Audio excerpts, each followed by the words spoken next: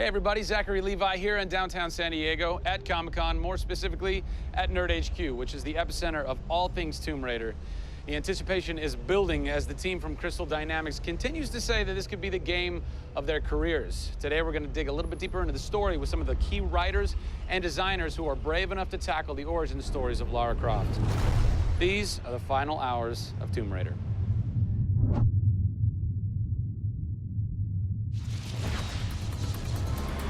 We're in downtown San Diego. We're at Nerd HQ. Fans, the public, will get to play the game for the first time ever. Are you nervous? This is the most nervous time of the entire game. This is huge for us. This is the first time we're giving anybody the opportunity to put their hands on the game. It's not finished yet.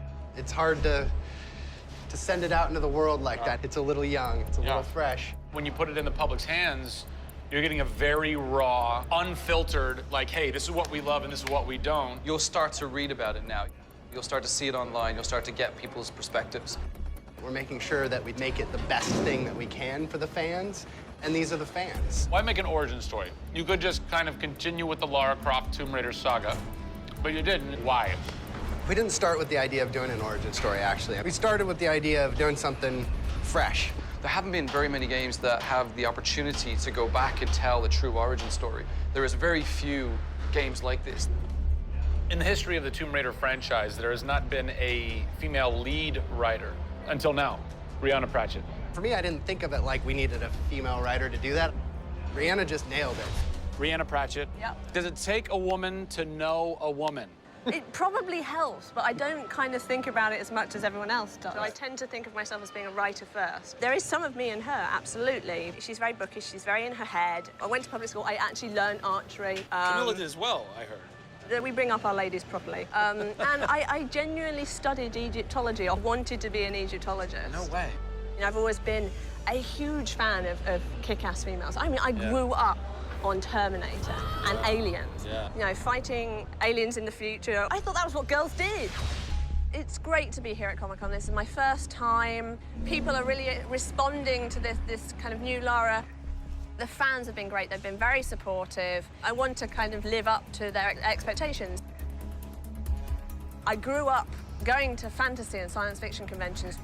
Now here I am looking at a Tomb Raider poster on the side of a building for a Tomb Raider game I have written. Can't quite process that, but it's very cool. Lara's actions affect her character and her emotional state, and so the first kill for us was a big thing.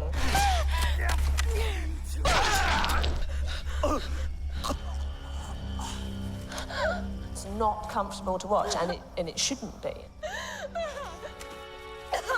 Oh, God!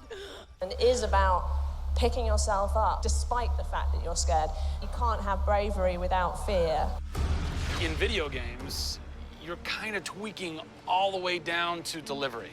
Yeah.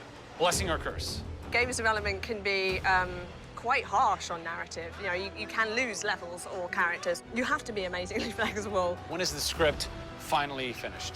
You get insight when you see it through your audience's eyes. Yeah. So once the story gets to a point where we can start sharing with people, where we can start putting it on the screen, then we start to understand, are people getting from it what we want them to get from it? The feedback is that it's really fulfilling our primary goals of delivering a story that introduces people to a Lara Croft, but also just takes them on an amazing adventure.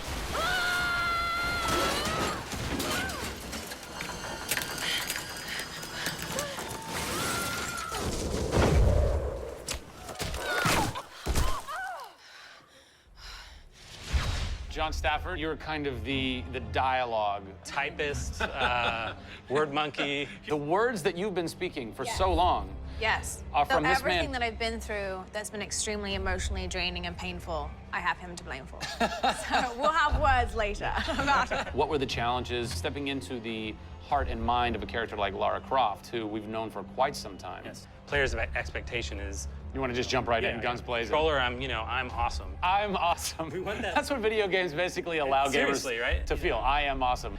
Challenge for me is to show her vulnerable. We're shipwrecked on an island inside the Dragon's Triangle. Still have a very playable game, but also show real emotional character. It's very difficult to do that in game. Please come and get me. You can do this, Lara.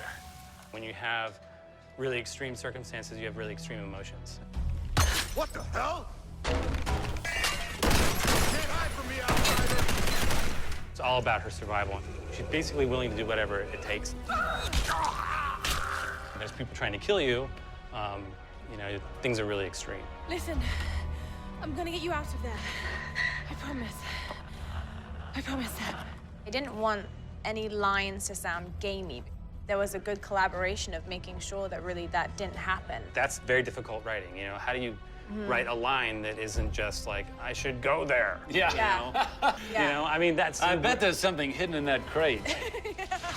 I want you to love this game in a way that really feels like the first time you played it, but do it in a way that people have never seen before. For me, it's crazy not to look at this as an opportunity to really start that dialogue. This is a game of our careers. This truly is the first time to sort of say, okay, this is it.